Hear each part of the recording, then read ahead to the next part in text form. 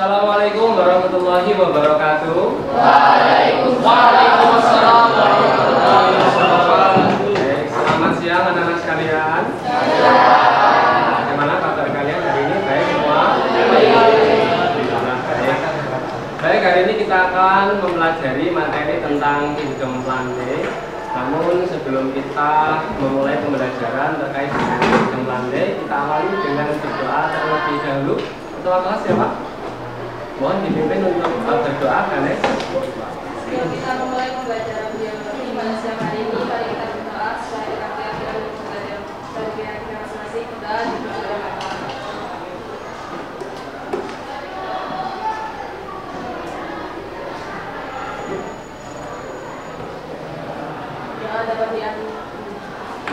Baik, terima kasih. Sebelumnya saya cek kehadiran peserta didik terlebih dahulu. Albertio, Hadir, Pak. Anak Agung, Arif Saifullah, Hadir, Pak. dan yang terakhir Yatna Zentaria. Baik, hadir semua ya, nihil ya. Nah, ini luar biasa, kita kasih tepuk tangan dulu untuk pasukan.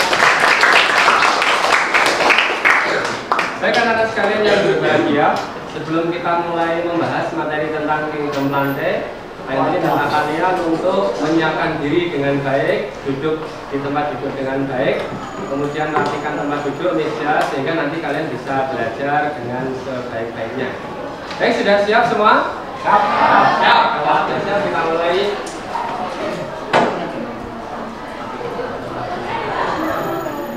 Baik, hari ini kita akan mempelajari tentang kingdom plantae atau kingdom tumbuhan. Sebelum lebih banyak kita membahas tentang kingdom plantae, silakan anak-anak melihat slide yang ada di depan ya. Semua melihat ke depan, fokus. Pendri punya sebuah pertanyaan. Perhatikan gambar yang ada di slide berikut ini. Pertanyaannya adalah, apakah dasar yang digunakan untuk menentukan gambar pada slide ini sehingga dikelompokkan ke dalam kingdom plantae? Sebentar, saya tanya dulu. Ini gambar apa ya? Bunga mawar. Oke. Apa yang menjadi dasar bunga mawar ini dimasukkan dalam kingdom plantae? Siapa? Oke, silakan. Sarah, silakan berdiri dulu.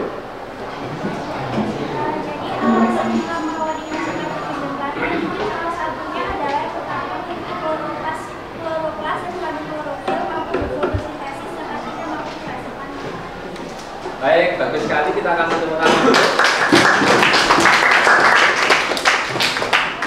Jadi kenapa mawar dimasukkan ke dalam kingdom plantae? Karena cirinya tadi disampaikan bahwa tanaman mawar ini memiliki klorofil di dalam kloroplas sehingga bisa membuat makanan sendiri atau kita sebut dengan istilah fotoautotrof.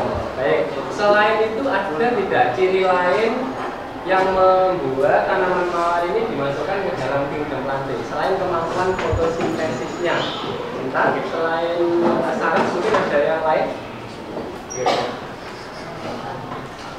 Oke, bila tidak ada, Sarah boleh menambahkan, silakan berdiri lagi.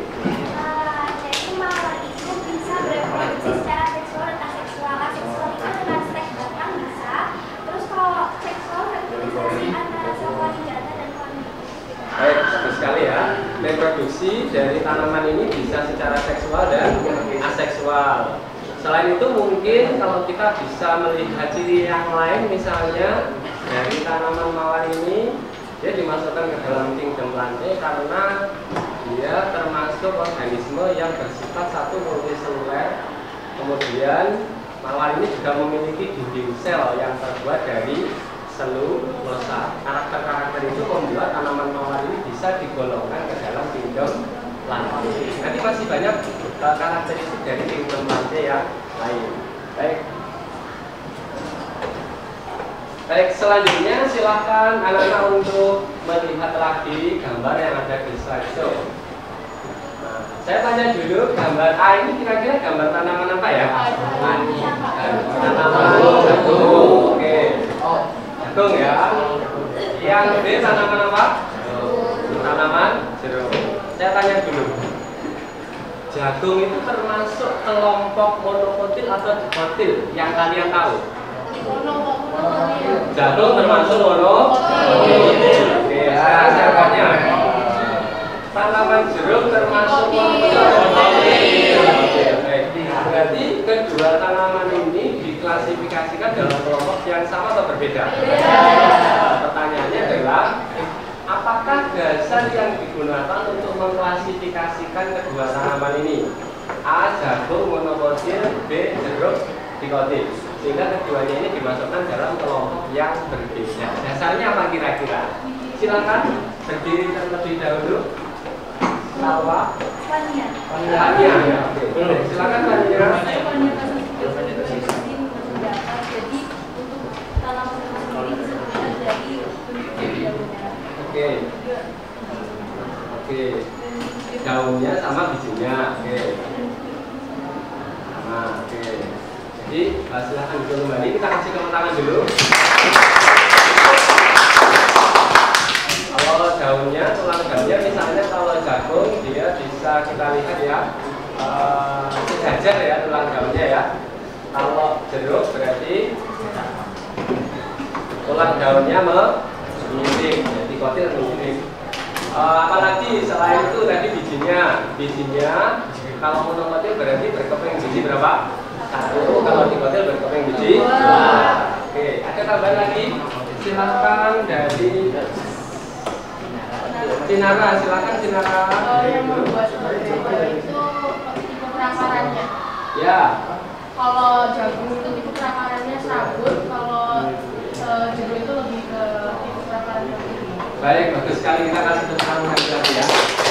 Kalau jeruk dikotil berarti dia tipe perakarannya tunggal. Kalau jagung itu adalah monokotil berarti tipe perakarannya adalah sabut. Jadi banyak dasar yang digunakan untuk membuat kelompok tanaman ini masuk monokotil atau dikotil, di antaranya tadi tipe perakaran, bentuk tulang daun dan juga biji. Nah, berarti ada berapa banyak tanaman yang ada di permukaan bumi kita ini yang sangat beragam dan itu semua bervariasi. Kita bisa mengelompokkan berdasarkan karakteristik masing-masing. Dan kita juga patut bersyukur ya, karena banyaknya berbagai macam jenis tanaman, kita bisa memanfaatkannya dalam kehidupan kita sehari-hari untuk memenuhi kebutuhan kita, baik pangan, ya makanan ya, maupun digunakan untuk furnitur, tempat tinggal dan lain-lain. Baik.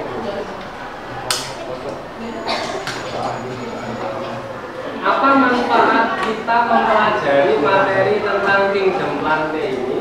Jadi setelah kita mempelajari kingdom plante nanti, kita akan mengetahui karakteristik kelompok atau klasifikasi peranan dari tumbuhan atau kingdom plante, sehingga kita dapat memanfaatkannya untuk memenuhi kebutuhan kita sehari-hari, baik untuk kebutuhan makanan, kebutuhan tempat tinggal, furnitur maupun kebutuhan obat-obatan ya, dan kebutuhan yang lain.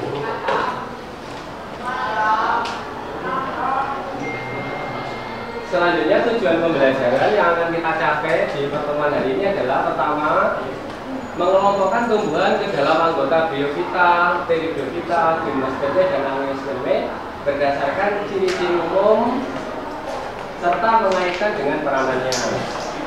Yang kedua, menyajikan laporan hasil observasi kingdom plante serta peranannya dalam kehidupan. Lalu yang ketiga, mengkomunikasikan hasil laporan diskusi kelompok tentang kingdom plante yang telah kalian kerjakan atau yang akan kalian diskusikan nanti.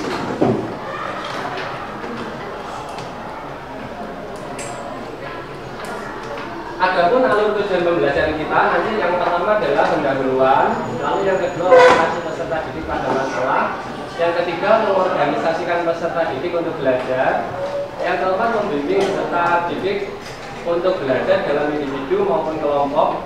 Jadi yang keempat membimbing penyelidikan individu maupun kelompok.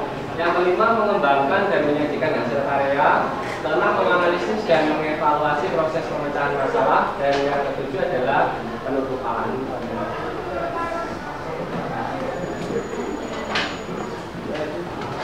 Sebelum kita berdiskusi dan melaksanakan presentasi terkait dengan materi kingdom plante, saya memberikan pengantar terlebih dahulu ya tentang kingdom plante ya. silakan anak-anak bisa fokus ke slideshow di depan ya. Kingdom plant secara umum dibedakan menjadi dua. Yang pertama non-vascular plant. Itu non-vascular plant adalah tumbuh-tumbuhan yang tidak memiliki berkas pengangkut. Jadi tidak memiliki silen dan anggotanya hanya satu, yaitu biofita atau lumut. Nanti lumut ada tiga, Hepaticopsida, Anthocerotopsida, dan Bryopsida.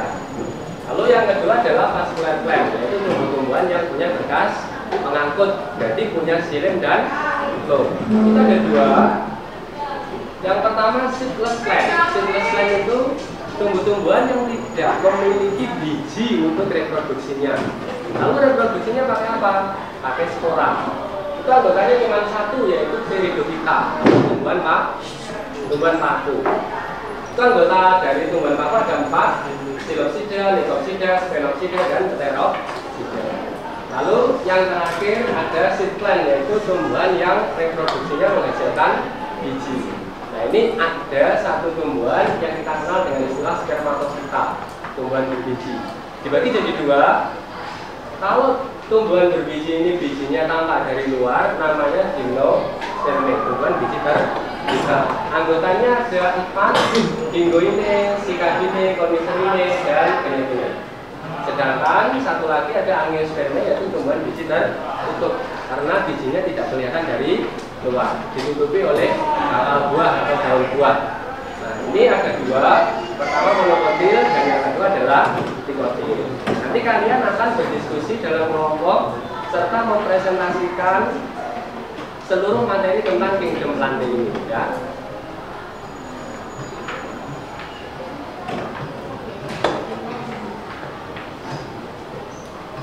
Baik, untuk pembagian diskusi kelompoknya adalah sebagai berikut. Jadi nanti kelompok 1 itu akan mendiskusikan tentang karakteristik umum dari kingdom plante beserta tumbuhan dari kelompok Bryophyta. Baik itu karakteristiknya, lalu klasifikasi, contoh maupun daur gitu. Kelompok 1 membahas tentang karakteristik umum kingdom plante dan Bryophyta. Kelompok 2 nanti akan membahas tentang karakteristik umum, klasifikasi, contoh, daur hidup, serta peranan dari tumbuhan paku atau Pteridophyta. Lalu kelompok 3 akan berdiskusi dan mempresentasikan tentang karakteristik, klasifikasi, contoh, dan peranan dari Gymnosperme, tumbuhan biji terbuka. Dan kelompok 4, kelompok terakhir akan berdiskusi tentang karakteristik, klasifikasi, contoh, dan peranan dari Angiosperme. Jadi nanti kita berdiskusi dalam kelompok dan mempresentasikan hasil diskusinya di depan kelas.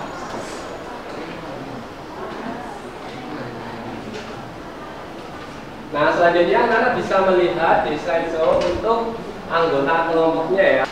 Kelompok 1 ketua kelompoknya Saras, kelompok 2 ketuanya Ganes, kelompok 3 ketuanya Salwa, dan kelompok 4 ketuanya Fania. Ini pengelompokan berdasarkan gaya belajar ya. Kelompok 1 gaya belajar visual, kelompok 2 gaya belajar visual, kelompok 3 gaya belajar auditorial, dan kelompok 4 gaya belajarnya kinesthetik. Apakah kalian sudah berkumpul sesuai kelompok masing-masing? Ya. Kalau kalian sudah berkumpul sesuai dengan kelompok masing-masing, Pak Hendri akan merilis materi sebagai sumber belajar ya, yang bisa kalian gunakan untuk berdiskusi dalam kelompok. Nah, sumber belajar atau materi ini dirilis di Google Classroom. Kemudian kalian bisa berdiskusi dalam kelompok sebagai bahan untuk memperdalam materi yang akan kalian diskusikan dan kalian presentasikan. Selain itu, kalian juga merilis LKPD ya.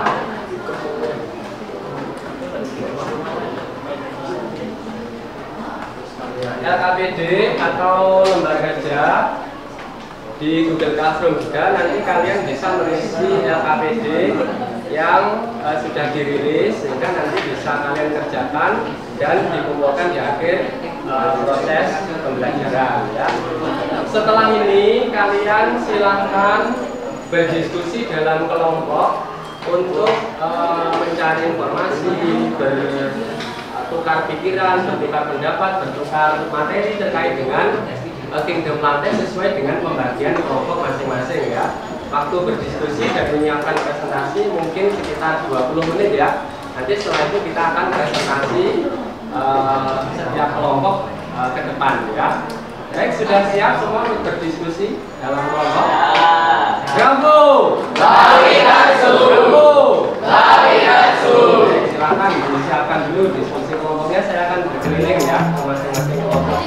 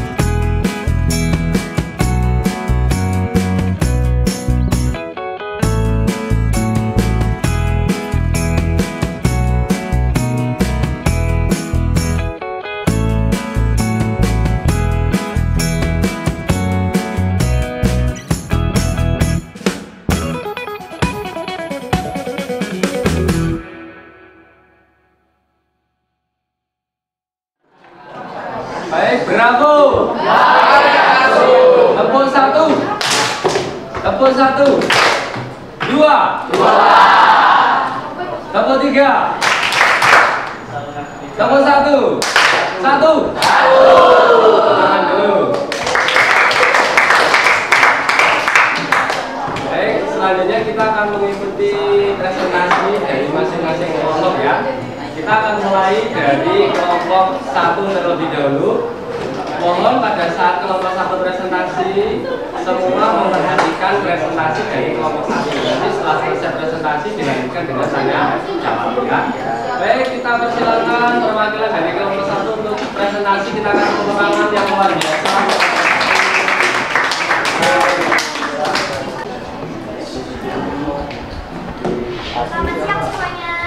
Hai, ini kami dari kelompok 1 ini untuk mempresentasikan mengenai Bryophyta atau tumbuhan lumut. Jadi, kamu siapa namanya? Saya Anjani Saraswati, presensi 2. Perkenalkan, nama saya Erwinta Titis Agitama, presensi 14. Oke, jadi bentar ya, kita mau play videonya dulu. Halo semuanya, kami dari kelompok 1 izin presentasikan Bryophyta atau tumbuhan lumut. Akan ada beberapa topik yang dibahas. Pertama, karakteristik Kingdom Plantae, karakteristik tumbuhan lumut, klasifikasi tumbuhan lumut, daur hidup tumbuhan lumut, dan yang terakhir yaitu peranan tumbuhan lumut. Karakteristik Kingdom Plantae yang pertama eukariotik, memiliki membran inti sel. Yang kedua memiliki kloroplas. Kloroplas mengandung klorofil untuk menghasilkan makanan sendiri dengan berfotosintesis. Ketiga bersifat autotrof karena bisa menghasilkan makanan sendiri. Keempat, dinding sel berupa selulosa. Untuk memungkinkan tumbuhan dapat tumbuh dengan tegak di atas permukaan bumi. Bersifat multiseluler, artinya memiliki banyak sel. Keenam, mampu mencadangkan makanan berupa amilum atau pati. Ketujuh, dapat bereproduksi secara seksual dan aseksual. Seksual dengan fertilisasi antara sel kelamin jantan dan betina, aseksual misalnya dengan tunas. Kedelapan, dapat mengalami pergiliran keturunan. Selanjutnya, klasifikasi Kingdom Plantae. Klasifikasi Kingdom Plantae dibagi menjadi dua, yaitu vascular plant dan non-vascular plant. Vascular plant, kelompok tumbuhan yang sudah memiliki berkas pengangkut, xilem dan phloem. Non-vascular plant, kelompok tumbuhan yang tidak memiliki berkas pengangkut, xilem dan phloem. Contoh vascular plant. 1. Seedless plant atau tumbuhan tidak berbiji. Contohnya Pteridophyta.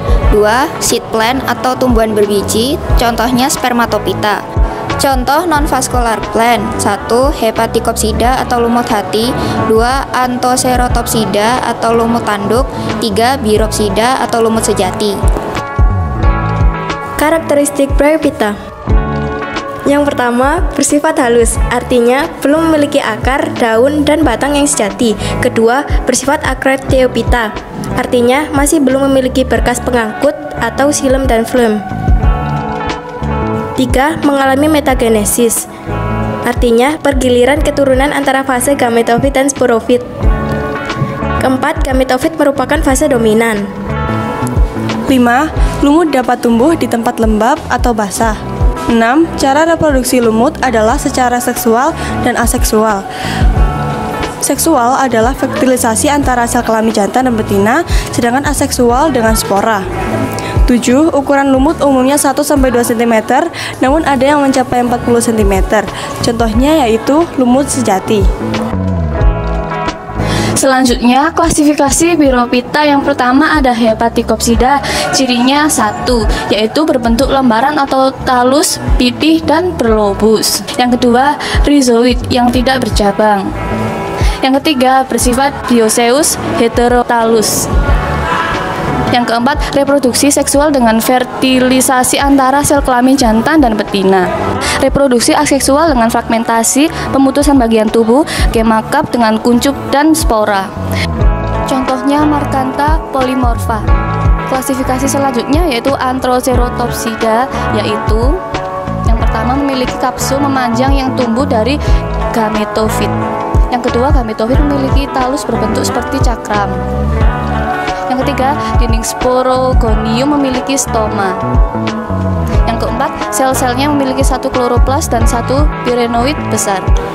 Masaknya kapsul dalam spora pada sporogonium tidak bersamaan, dimulai dari atas menuju bagian bawah. Yang keenam, habitat di daerah yang memiliki kelembapan cukup tinggi. Contohnya yaitu Anthocerus levis. Klasifikasi selanjutnya adalah Biropsida atau lumut sejati. Disebut lumut sejati karena bentuk tubuhnya mirip tumbuhan kecil, Kedua, hidup berkelompok dan membentuk hamparan. Ketiga, sporofit kecil berumur pendek dan tergantung pada gametofit. Keempat, spora terdiri dari dua lapisan, yaitu endospora dan eksospora. 5. Lumut heterotalus. Contohnya Polytrichum. Nah, selanjutnya yaitu daur hidup yang dimulai dari spora yang bersifat haploid jatuh ke tempat yang lembab akan tumbuh dan berkembang menghasilkan protonema yang haploid. Protonema tumbuh dan berkembang menghasilkan tumbuhan lumut yang bersifat haploid yang merupakan fase gametofit, yaitu fase penghasil gamet. Struktur penghasil gamet yang pertama adalah archegonium yang haploid, dan yang kedua adalah antheridium yang masing-masing bersifat haploid. Archegonium menghasilkan ovum yang bersifat haploid, sedangkan antheridium menghasilkan sperma yang bersifat haploid. Fertilisasi antara keduanya akan menghasilkan zigot yang bersifat diploid. Zigot tumbuh dan berkembang menghasilkan sporogonium yang diploid. Sporogonium ini merupakan fase sporofit dari lumut. Sporogonium ini menghasilkan sporangium atau kotak spora yang bersifat diploid. Pada sporangium terdapat sel induk spora yang bersifat diploid, lalu sel induk spora ini mengalami proses pembelahan meiosis sehingga menghasilkan spora yang haploid. Apabila spora ini telah masak dan jatuh ke tempat yang lembab, akhirnya akan menghasilkan protonema kembali dan daur hidup lumut akan terulang kembali. Selanjutnya, peranan Bryophyta. Pertama, menahan erosi tanah. Kedua, penyedia oksigen untuk tumbuhan lain. Yang ketiga, membantu biji tanaman untuk tumbuh di sekitarnya. 4. Sebagai penyerap air untuk mempertahankan kelembapan. Yang kelima, penyerap polutan. Jadi sekian dari kelompok kami, terima kasih. Oh, kita kasih tepuk tangan luar biasa ya.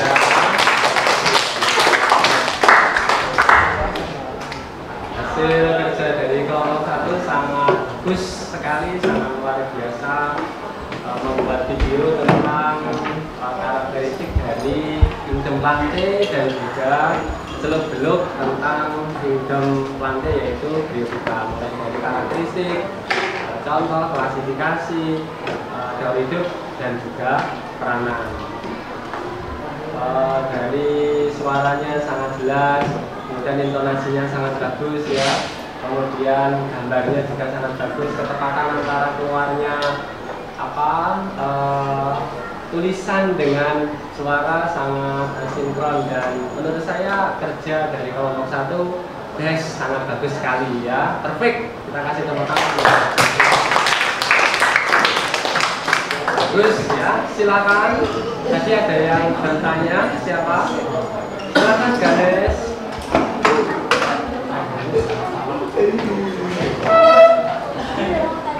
Ya, silakan.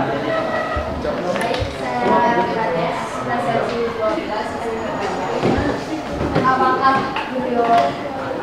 Bryophyta atau tumbuhan dapat digunakan sebagai indikator kondisi lingkungan yang bersih dan bagaimana caranya? Oke, baik.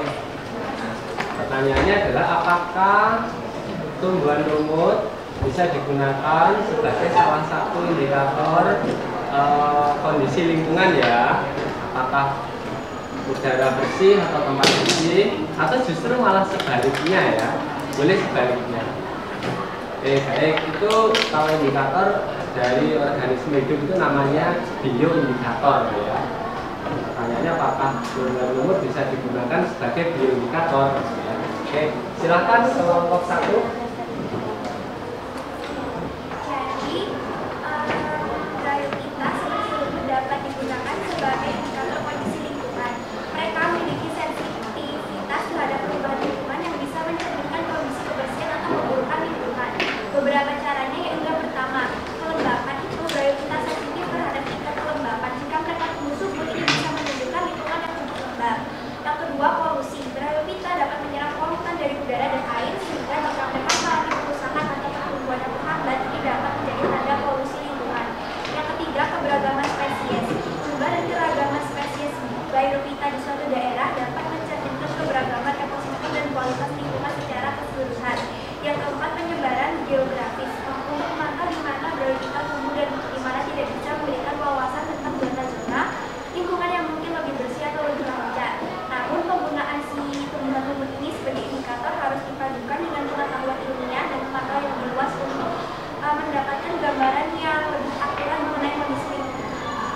Bagus sekali ya, kita kasih tepuk tangan dulu untuk jawaban dari kelompok 1 yang keras ya. Jadi kalau saya garis bawahi bahwa kelompok tumbuhan lumut itu bisa digunakan sebagai bioindikator kondisi lingkungan, baik itu kondisi kelembapan, kemudian polusi udara, termasuk persebaran tumbuhan, keragaman tumbuhan dan lain sebagainya. Jadi kata kuncinya lumut bisa digunakan sebagai bioindikator lingkungan. Baik, satu pertanyaan dulu ya, nanti supaya kelompok yang lain punya kesempatan untuk presentasi ya. Baik, untuk kelompok 1 bisa ditutup terlebih dahulu untuk presentasinya. Baik, sekian dari presentasi kelompok kami. Mohon maaf apabila ada salah kata. Terima kasih. Ya, kita kasih tepuk tangan.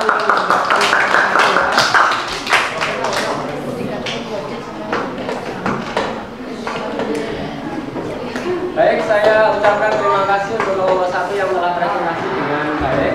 Yang perlu saya garis bawahi hanya satu ya. Tadi lumut memiliki ciri-ciri atau sifat halus ya. Itu seharusnya talus. Jadi talus itu belum memiliki akar, batang, dan daun sejati. Kalau sudah punya akar, batang, daun sejati namanya kormus ya. Baik, kita yel-yel dulu ya. Bravo! Wawikasu! Wawikasu!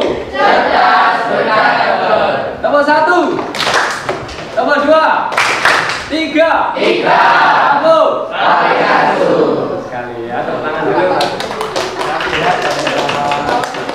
Selanjutnya kita akan mengikuti presentasi dari kelompok 2 ya. Waktu dan tempat saya berikan kepada kelompok 2 untuk presentasi. Kita kasih tepuk tangan sekali lagi yang keras untuk kelompok 2 ya.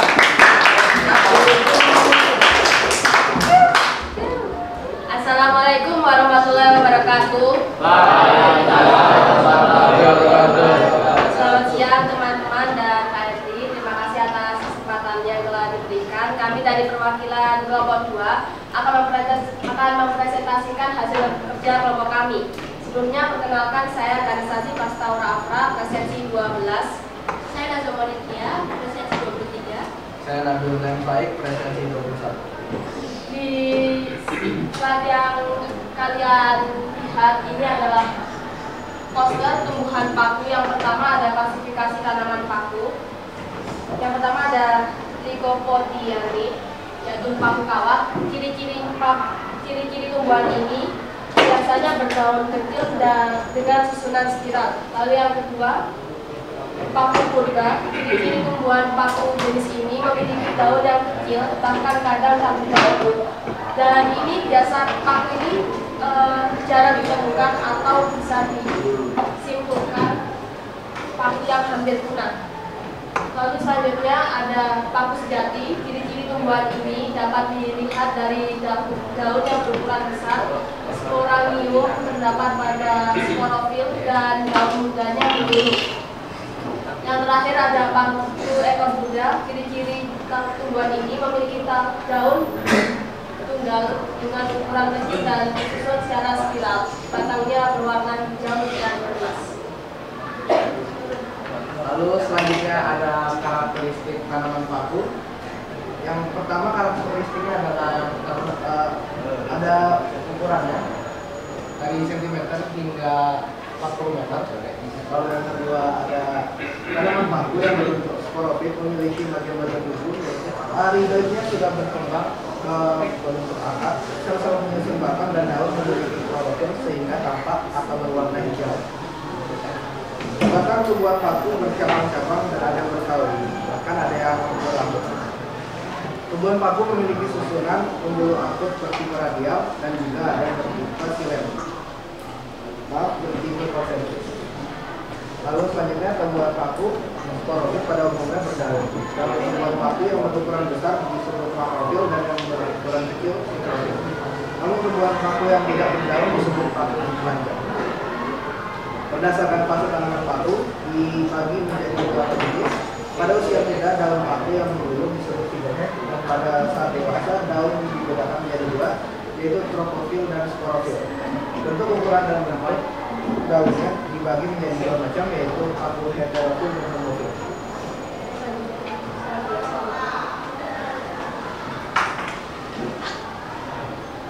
Oke, selanjutnya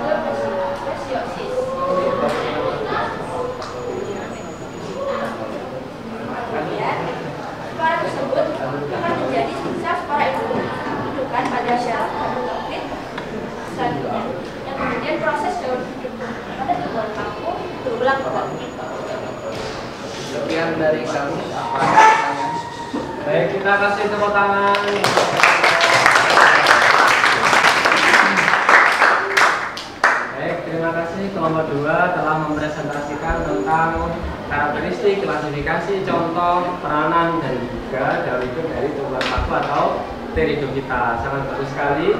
Nomor 2, membuat media presentasi dengan menggunakan poster digital ya. Poster digitalnya dicetak di print, kemudian ditempel di depan.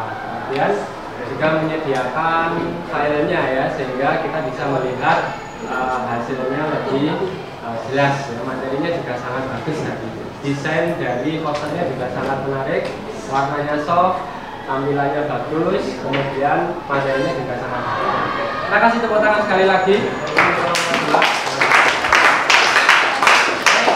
Silakan, ada penanya satu ya, silakan cara berdiri dulu. Jadi sepengetahuan saya, tumbuhan paku bisa beradaptasi sesuai dengan kondisi lingkungan mereka yang disebut dengan tumbuhan paling istimewa. Nah, bagaimana adaptasi tumbuhan paku terhadap kondisi lingkungan itu? Baik, bagus sekali pertanyaannya. Bagaimana caranya tumbuhan paku beradaptasi, begitu saja ya? Saya Najwa Maulidia, usia 23, izin menjawab pertanyaannya Saras, yaitu apa sih bagaimana caranya tanaman paku beradaptasi dengan lingkungannya? Yang pertama, tanaman paku memiliki daun yang tipis dan lebar. Hal itu mempermudahkan dan mempercepat penguapan, karena semakin lebar dan semakin tipis permukaan, semakin mudah dan cepat air dapat menguap. Yang kedua, pada tanaman paku memiliki banyak sisi penguatan. Dengan hal itu, proses penguapan akan dapat dipercepat. Kemudian yang ketiga, memiliki hidat noda pada ujung daun. Fungsinya ini, pada ujung daun akan sebagai tempat terjadinya mutasi. Jadi kan saya menambahkan dari jawabannya. Salah satu contoh dari adaptasi yang lain itu adalah tumbuhan xerophyt. Tumbuhan xerophyt itu adalah tumbuhan yang beradaptasi untuk hidup di habitat kering melalui mekanisme untuk menjaga kehilangan air atau menyimpan air dengan mempunyai batang tubuh yang besar. Baik, tumbuhan paku itu ada yang hidup secara hidrofit di tempat yang berair ya, higrofit di tempat yang lembab, ada yang xerophyt, ada juga yang xerophyt itu hidup di tempat kering, ada juga yang epifit menempel ya. Jadi adaptasinya masing-masing beda. Jadi yang pertama tadi yang memiliki stomata banyak, daun tipis lebar, punya hidat noda itu adalah yang hidup di tempat-tempat yang berair atau minimal yang lembab. Sedangkan yang memiliki batang besar untuk menyimpan air tadi atau perantaran yang agak panjang itu adalah yang hidup di tempat yang panas atau xerophyt. Jadi paku punya karakteristik masing-masing sesuai dengan adaptasi dan cara hidupnya dia. Baik, silakan ditutup dulu presentasi dari kelompok 1. Mohon maaf, silakan ditutup dulu presentasi dari kelompok 2. Sekian dari kami, tapi sebelum ada penutup kita ada pantun. Tadi senja telah tenggelam. Cakep. Hujan turun mulai menjauh. Cakep. Tutup presentasi dengan salam. Wassalamualaikum warahmatullahi wabarakatuh. Waalaikumsalam warahmatullahi wabarakatuh. Oke, terima kasih kelompok 2, silakan duduk.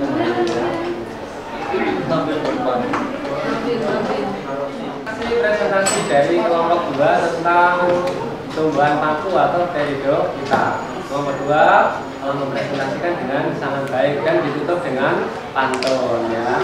Kelompok 3 siap-siap ya, pantunnya jangan lupa kalau begitu ya. Bravo. Tepuk 1.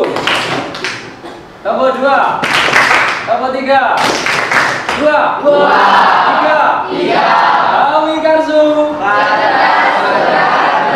Tangan dulu.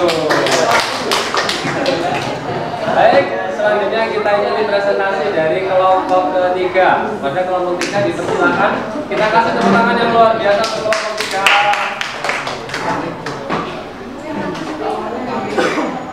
Assalamualaikum warahmatullahi wabarakatuh. Waalaikumsalam. Kami dari kelompok 3 akan mempresentasikan podcast kami yang akan membahas tentang gimnospermae. Sebelum itu, perkenalkan saya Salwa sebagai ketua dari kelompok 3, presensi 28. Saya Jadina Abida, presensi 16. Saya Jadina Abida Putri, presensi 6 dan juga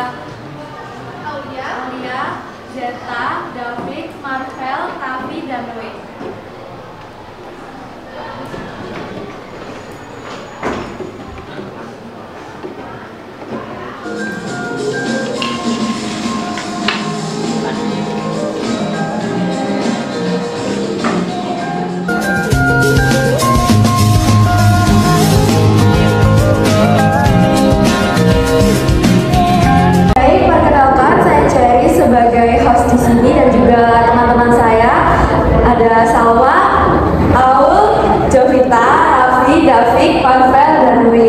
Di sini kami akan membahas tentang apa sih gimnosperma itu. Oke, pertama aku mau nanya nih ke Davik tentang asal usul nama gimnospermae dan apa sih gimnospermae itu? Oh iya, baik, saya Davik ingin jelaskan tentang gimnospermae asal usulnya.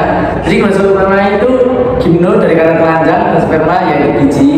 Jadi kata-kata gimnospermae yang diartikan biji yang tidak tertutup. Jadi tidak tertutup ini dalam artian biji tidak dilindungi oleh ovarium saat berbuah.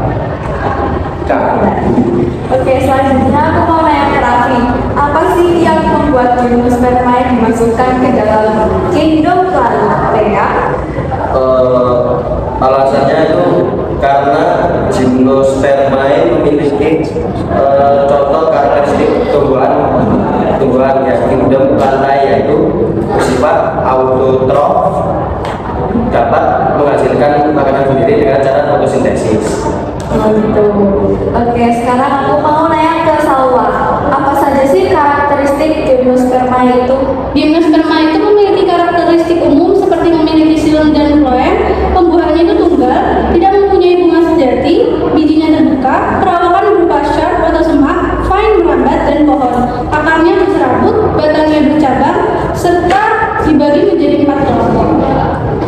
Selanjutnya untuk klasifikasinya sendiri, kira-kira gimnospermae dibagi menjadi berapa, David?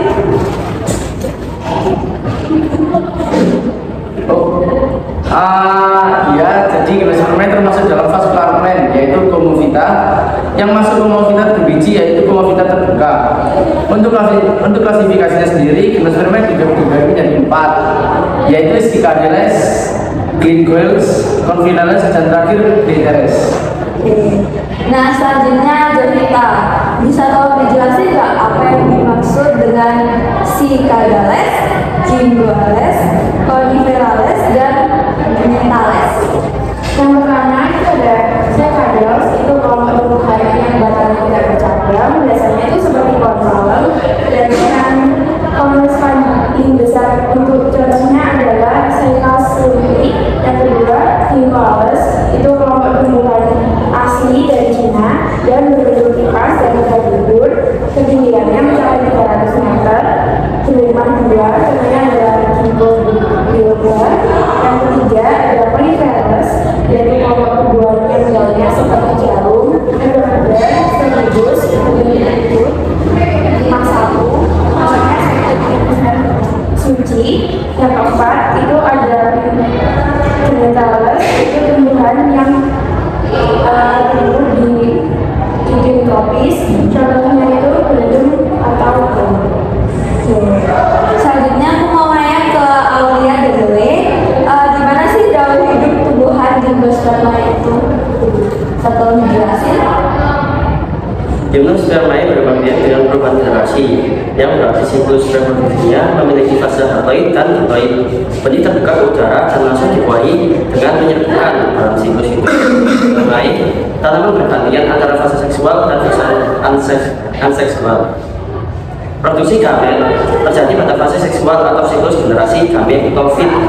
Spora diproduksi dalam fase aseksual atau generasi sporofit. Dalam gimnospermae, sporofit tumbuhan dikenali sebagai bagian terbesar dari tumbuhan itu sendiri, termasuk akar, daun, batang, dan kerucut. Sel-sel sporofit tumbuhan bersifat diploid dan mengandung 2 set kromosom lengkap. Sporofit bertanggung jawab untuk produksi spora haploid melalui proses meiosis. Oke, kalau dari awal sendiri gimana? Gametofit tumbuhan menghasilkan gamet jantan dan betina yang bersatu pada penyerbukan untuk membentuk zigot diploid baru.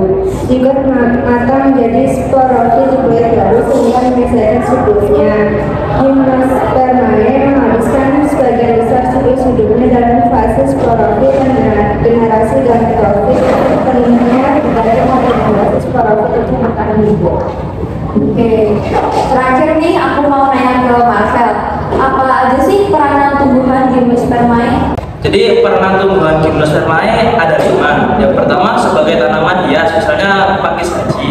Yang kedua sebagai sumber makanan, misalnya melinjo. Yang ketiga sebagai bahan baku industri kertas dan korek api, misalnya kayu pinus dan kayu tumbuhan melinjo. Yang keempat ada bahan sebagai obat dan kosmetik, yaitu bubuk. Yang kelima penghasil minyak cat, terpentin, misalnya pinus. Oke, terima kasih untuk kalian semua yang sudah menjawab dan juga sudah berpartisipasi dalam podcast ini. Kalian sudah menjawab dengan benar. Mungkin kegiatan ini bisa diakhiri sekarang. Terima kasih atas partisipasinya. Assalamualaikum warahmatullahi wabarakatuh.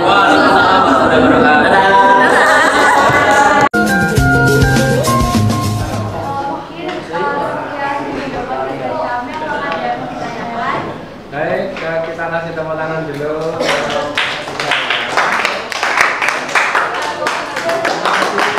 Ketiga telah mempresentasikan tentang gimnospermae, karakteristik, contoh, daur hidup, dan juga peranan ya, dari gimnospermae atau tumbuhan biji terbuka menggunakan media berupa podcast ya. Jadi ada tanya jawab dari anggota kelompok 3. Berarti membuat videonya kemarin sepertinya ya, hari Senin, karena saya melihat menggunakan batik. Jadi mengerjakannya di hari batik nasional ya. Jadi luar biasa, kemarin membuat video, diedit, dan sudah. Baik, sebentar salah kita kasih teman yang lain untuk bertanya dulu ya. Silakan temannya untuk bertanya terlebih dahulu.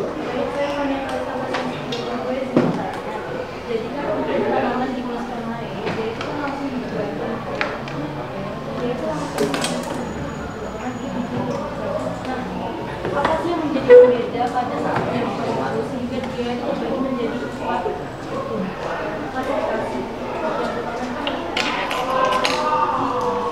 Bisa dales, timboles, dan lain sebagainya. Nah, apa sih yang menjadi pembeda?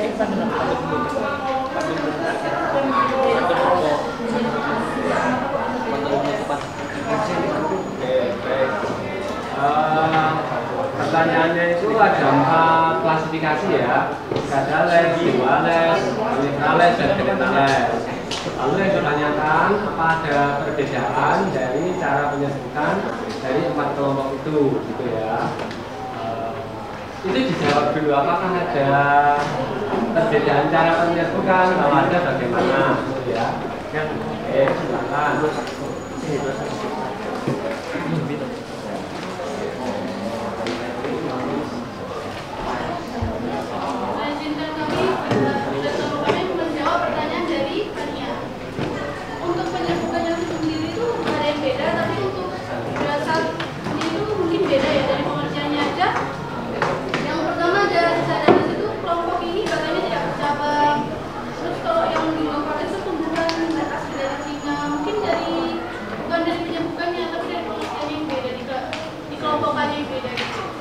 Jadi kesimpulannya untuk pengklasifikasian Gymnospermae dengan biji terbuka menjadi 4 kelompok tadi ya, Cikadales, Duales, Unitrales, dan Genitales itu bukan berdasarkan cara penyerbukannya, tapi karakteristik khas yang mereka miliki.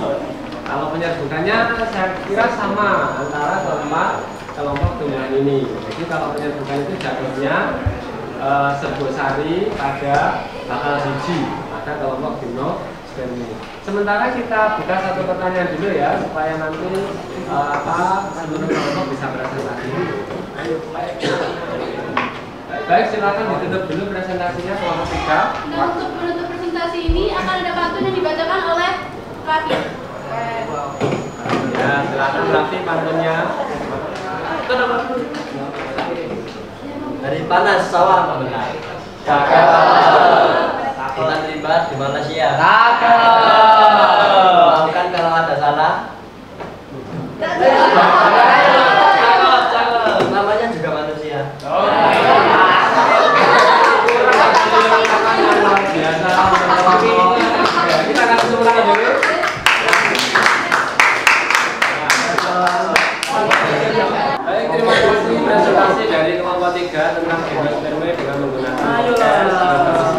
sudah sama yang keempat dari kelompok 3. Untuk selanjutnya bravo. Untuk 1, 2,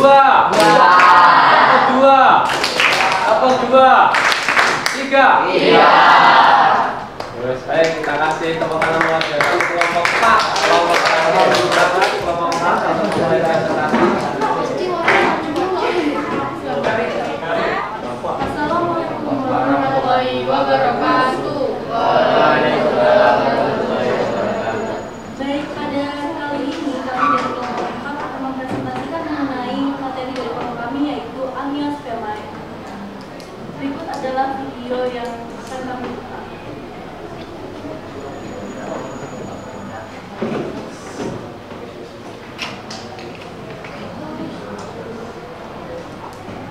Assalamualaikum warahmatullahi wabarakatuh.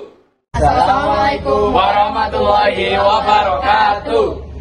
Halo semuanya, pada kali ini kita akan membuat video mengenai pencarian tumbuhan dikotil dan juga monokotil yang nantinya akan kita tempelkan di kelas asturo dan kita menuliskan penjelasan-penjelasannya.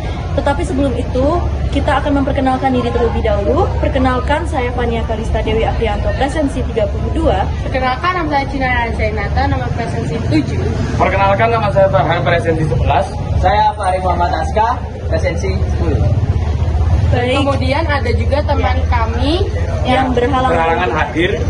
Ada Tio presensi 1, Arif presensi 3, lalu ada Vino presensi 33, dan juga Michelle presensi 9. Jadi untuk pencarian tanamannya nanti, yang tidak berhalangan untuk hadir ada kita yang akan mencari tanaman-tanaman tersebut. Langsung aja kita lanjut. Lanjut.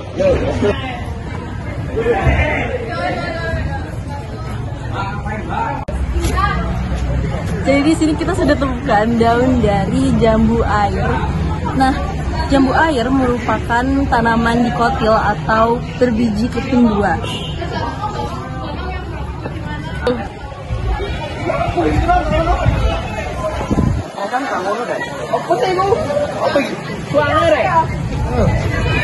Boleh Google.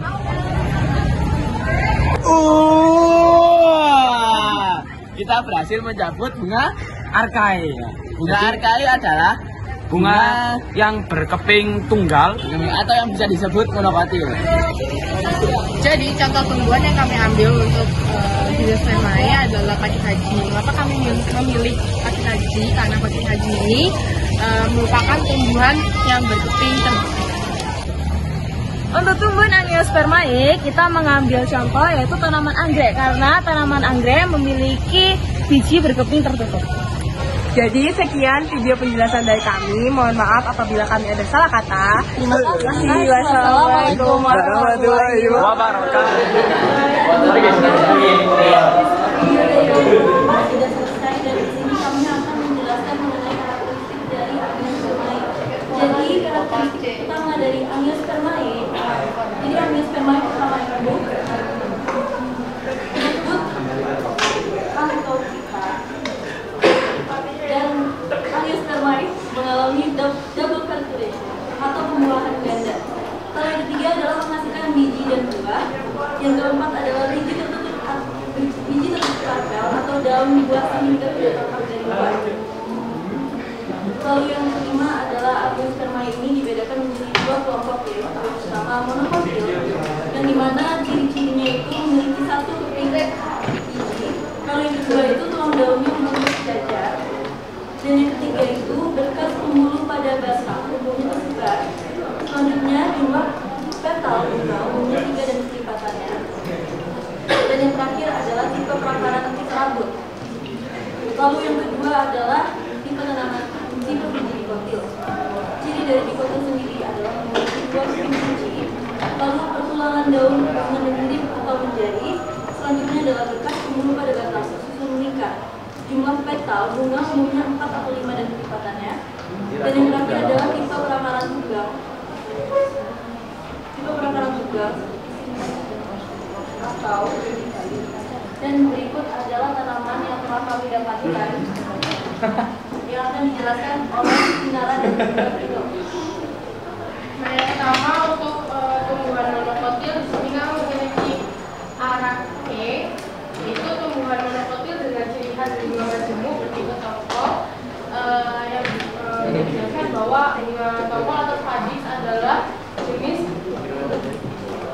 terdiri dari anis kecil yang dikandung pada batang berdaging. Bunga tokol biasanya dikelilingi oleh daun timbul seperti daun yang dikenal sebagai selendang. Kemudian ada dikotil, yaitu contohnya jambu air. Jambu air disebut dikotil karena termasuk tumbuhan yang disebut berbiji dua atau biasa disebut tumbuhan berbiji dua. Selanjutnya adalah tumbuhan Angiospermae, yaitu bunga sepatu. Bunga sepatu adalah tanaman hias yang termasuk tumbuhan berbiji tertutup karena memiliki alat tumbuhan yang lengkap. Yang berikutnya adalah Gymnospermae, yaitu tumbuhan pinus. Pinus disebut Gymnospermae karena memiliki ujung kun sebagai organ membawa biji. Baik, selanjutnya adalah peranan dari Angiospermae. Jadi peranan yang pertama adalah kelompok lumut adalah sebagai tumbuhan pioner. Selanjutnya adalah lumut yang tumbuh di tanah mengenai erosi dan juga erosi. Yang ketiga adalah hasil penguraian lumut yang mati dapat menimbulkan tanah. Yang keempat adalah kelompok paku sebagai tanaman hias. Yang kelima adalah Equisepum sebagai anti-diuretik. Yang keenam adalah Marselia sebagai sayur. Yang ketujuh adalah Pinus sebagai bahan kertas. Yang kedelapan adalah kelompok Spermatophyta dimanfaatkan sebagai obat, bahan makanan, bahan bangunan, dan bahan pakaian. Baik, sekian presentasi dari kelompok kami. Apakah ada yang ditanyakan? Kita kasih tepuk tangan dulu untuk kelompok berapa ya. Kelompok mempresentasikan tentang Angiospermae khususnya ya, tumbuhan biji tertutup dengan menggunakan video hasil pengamatan dari lingkungan. Kata kuncinya adalah video pengamatan ya, bukan video memetik tanaman dari yang diamati ya. Saya sebenarnya tidak berharap tanaman itu dipetik untuk ditempel, karena kita harus lihat. Jadi nanti kalau misalnya mencari lagi tanaman yang diambil ya yang tanaman kecil-kecil seperti rumput itu tidak apa-apa ngambil sampelnya. Kalau kalian mengambil yang ini, yang alasi ini yang paling diinginkan oleh tumbuhan ini. Ini sangat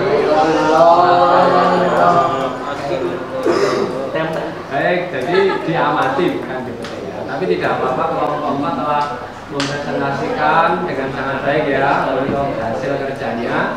Selain menggunakan video pengamatan juga disertai dengan poster herbarium ditampilkan di depan kelas ya tentang materi Angiospermae. Baik, silakan kalau ada pertanyaan satu saja.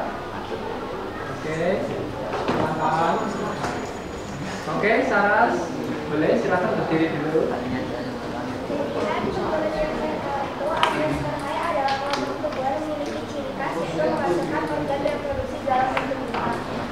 Yang kalian amati dalam pengamatan itu, apakah sebenarnya itu menghasilkan berbagai produksi dalam bentuk bunga, dan kalau tidak ini walaupun kan Angiospermae itu umumnya itu enggak berbunga atau berbunga. Berbunga itu kenapa bisa menghasilkan berbagai produksi bunga, kenapa yang lainnya itu nggak bisa?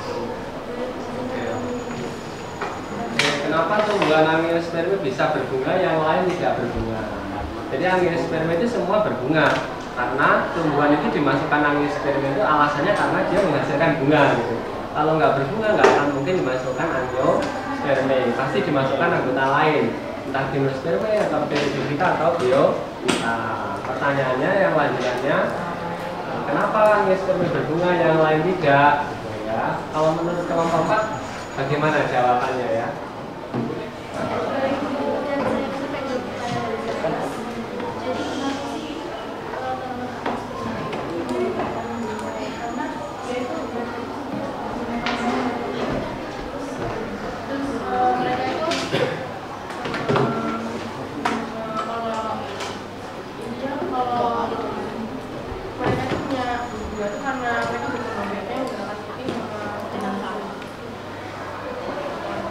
Kenapa tanaman itu punya bunga, yang lain tidak? Sekarang saya tanya, kenapa sapi punya ekor, sedangkan manusia tidak? Sama nggak sih pertanyaannya? Ya beda spesies. Jadi secara genetis tumbuhan berbunga itu berarti dia punya gen untuk menghasilkan bunga. Nah, yang tidak punya seperti lumut, paku, gimnosperma itu dia tidak punya gen untuk menghasilkan bunga. Kontrol genetiknya tidak ada. Kalau ada, maka mereka pasti bisa menghasilkan bunga. Sama seperti saya bilang, kenapa saya tidak punya sayap dan saya tidak bisa terbang layaknya burung?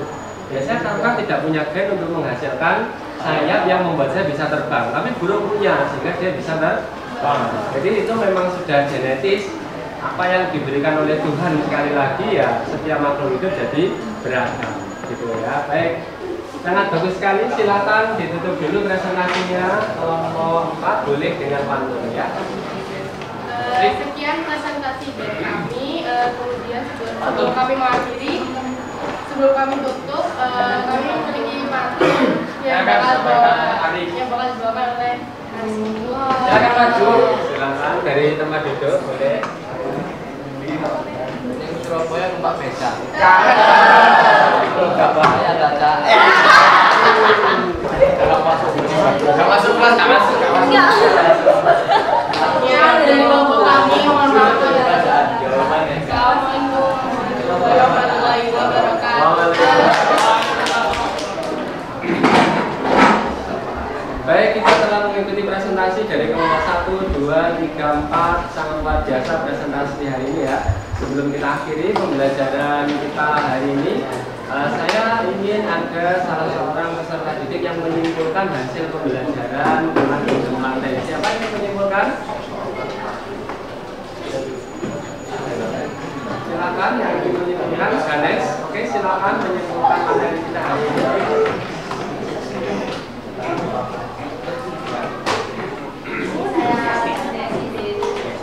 Menyampaikan kesimpulan pada pembelajaran siang hari ini. Yang pertama, kita mempelajari karakteristik umum tumbuhan dan klasifikasi tumbuhan, yang dimana karakteristik umum tumbuhan yang pertama multiseluler, eukariotik, memiliki kloroplas, fotosintesis autotrof, dinding sel tersusun atas selulosa dan tidak berpindah-pindah tempat. Lalu untuk klasifikasinya dikelompokkan berdasarkan keberadaan berkas pengangkut. Yang pertama non-vascular plant, tidak memiliki berkas pengangkut, yang salah satunya adalah tumbuhan atau bryophyta. Lalu yang kedua adalah vascular plant, memiliki berkas pengangkut, yang dimana memiliki akar, batang, dan daun sejati atau kormophyta.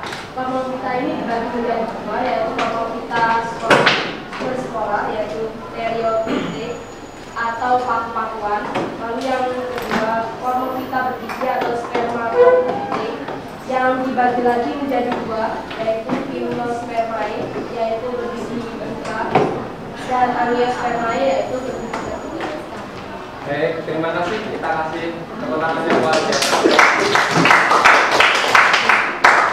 Baik, ada yang ingin menyampaikan refleksi hasil pembelajaran kita hari ini tentang fakta yang telah kita peroleh dari pembelajaran ini, perasaan, kemudian pembelajaran dan tindak lanjut ke depan. Siapa yang ingin mengungkapkan refleksi? Baik, yang disampaikan dari refleksinya adalah perasaannya selama mengikuti pembelajaran itu, bagaimana hal baru apa yang diperoleh dan kedepannya ilmu baru itu untuk diterapkan seperti apa. Silakan berdiri terlebih dahulu.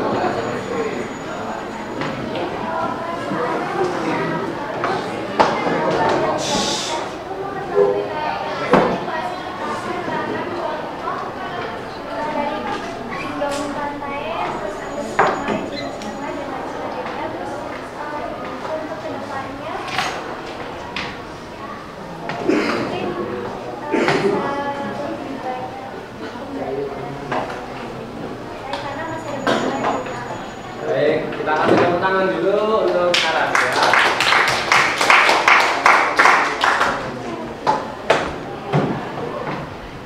Jadi untuk kesimpulan secara garis besar kita telah mengetahui karakteristika dari kingdom plantae. Lalu kita bisa mengklasifikasikan anggota kingdom plantae menjadi Bryophyta, Pteridophyta, dan Spermatophyta. Masing-masing memiliki karakteristik dan peranan yang beragam. Sekalian yang berbahagia, untuk pertemuan minggu depan kita akan membahas materi tentang kingdom jamur atau fungi.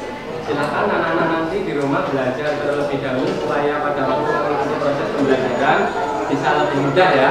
Setelah proses pembelajaran ini nanti silakan LKPD yang sudah anak-anak screen dan bawah nanti bisa dikumpulkan ke ketua kelas. Ketua kelas bisa mengumpulkan ke Pak MC. Nanti anak-anak juga bisa mengerjakan latihan soal untuk persiapan evaluasi ya. Nanti akan ada evaluasi akan kita kerjakan sebagai bentuk dari uji kompetensi atau asesmen untuk mengetahui pemahaman kalian terkait dengan kingdom lantai.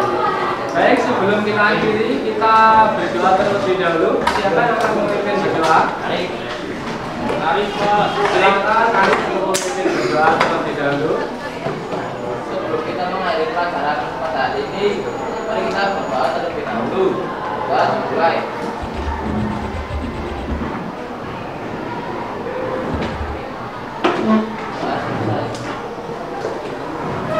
Baik, terima kasih. Saya kira untuk pembelajaran hari ini kita cukupkan sampai sekian. Terima kasih.